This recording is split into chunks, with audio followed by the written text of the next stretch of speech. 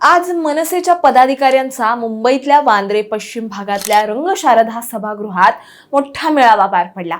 या मेळाव्याला मनसे अध्यक्ष राज ठाकरे स्वतः उपस्थित होते आणि त्यांनी पक्षाच्या मुंबईतल्या सर्व नेत्यांना, सरचिटणीस, विभाग अध्यक्षांना थेट मार्गदर्शन केलं। महत्त्वाचं म्हणजे या मेळाव्यात राज ठाकरेंनी अनेक विषयांवर भाष्य केलं। आगामी निवडणुकांची तयारी, मतदार यादीतला गोंधळ आणि सध्या मुंबईत बहुचर्चित असलेला पांढऱ्या पट्ट्यांचा वाद यावर ठाकरेंनी थेट संताप व्यक्त केला।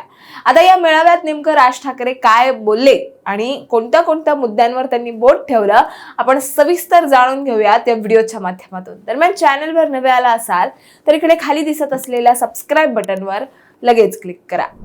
तर जसं की आपल्याला माहिती आहे, गेल्या काही दिवसांपासून मुंबईत एक नवा वाद पेटलाय। जैन धर्मगुरूंच्या चालण्यासाठी रस्त्यांवर मारण्यात येणाऱ्या पांढऱ्या पट्ट्यांचा। काही दिवसांपूर्वी रील स्टार प्रसाद वेद पाठक यांच्या राहत्या इमारतीखाली जैन समाजाने पांढरी पट्टी काढण्याचा वाद सुरू झाला होता आणि हा वाद नंतर घाटकोपर पासून दादर शिवाजी पार्क परिसरापर्यंत पोहोचला। दादर पश्चिमेतल्या एका रस्त्यावर जैन धर्मगुरूंच्या मार्गक्रमणासाठी रंगवलेले पांढरे पट्टे तातडीने हटवावेत, अन्यथा कार्यकर्ते स्वतः कारवाई करतील असा इशारा थेट मनसे नेते संदीप देशपांडे यांनी दिला होता आणि त्यानंतर मुंबई महापालिकेच्या अधिकाऱ्यांनी आणि पोलिसांनी घटनास्थळी धाव घेत थिनरच्या सहाय्याने ते पट्टे पुसून टाकले। आता यात संपूर्ण वादाच्या पार्श्वभूमीवर आज रंगशारदामध्ये मेळाव्यात राज ठाकरेंनी पहिल्यांदाच जाहीर भूमिका मांडली। ते म्हणाले, महाराजांच्या जिरे टोपावर जैनांचा झेंडा या सगळ्या गोष्टी जाणीवपूर्वक सुरू आहेत का? तुम्हाला निवडणुकी आधी आंदोलनात गुंतवून ठेवायचंय का हे आधी बघा। राज ठाकरे पुढे असं म्हणाले की वर्षानुवर्षे जैन समाज मुंबईत शांततेने राहतोय, पण काही जण भाजपच्या नादी लागल्याचा आरोपही त्यांनी केला। जैन समाजाकडून आधी आलेल्या एका प्रतिक्रियेचा संदर्भ देत राज ठाकरे म्हणाले, आम्ही हातात बांगड्या भरलेल्या नाहीयेत असं काही जण म्हणतात, पण मराठी माणसाचं मनगट कधी पाहिलंय का असा सवालही त्यांनी उपस्थित केलाय। उगाच वाद उकरून काढू नका, पांढऱ्या पट्ट्या कशाला मारताय, धर्माचं अस्तित्व कशाला दाखवताय, धर्माचं काम करा असा थेट इशाराच त्यांनी या मेळाव्यातून दिलाय। याच दरम्यान राज ठाकरेंनी कबूतरखान्याच्या मुद्द्याचाही उल्लेख केला।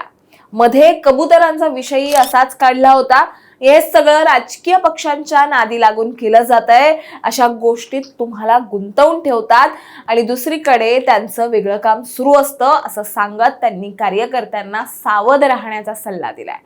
एवढंच नाही तर मेळाव्यात राज ठाकरेंनी मतदार यादीच्या मुद्द्यावरही गंभीर भाष्य केलंय।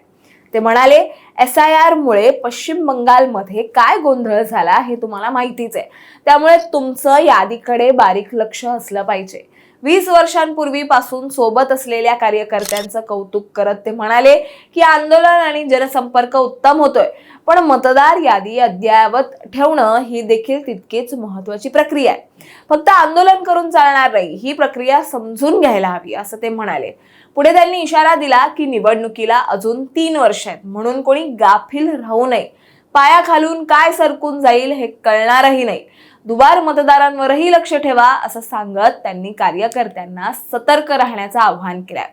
दरम्यान राजकारणातल्या सत्तेच्या बदलत्या समीकरणांवर बोलताना राज ठाकरे म्हणाले की ज्या पद्धतीने राजकारण सुरू आहे त्यातून हाताला काही लागणार नाही।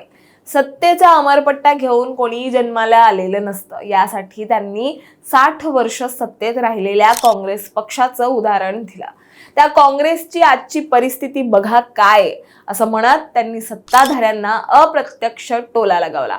शेवटी काय, आजच्या रंगशारदा मेळाव्यातून राज ठाकरेंनी पांढऱ्या पट्ट्यांच्या वादावर स्पष्ट शब्दात भूमिका मांडत मनसे कार्यकर्त्यांना सावध केलं, सोबतच मतदार यादी आणि आगामी निवडणुकीच्या रणनीतीवरही महत्त्वाचे संकेत दिले।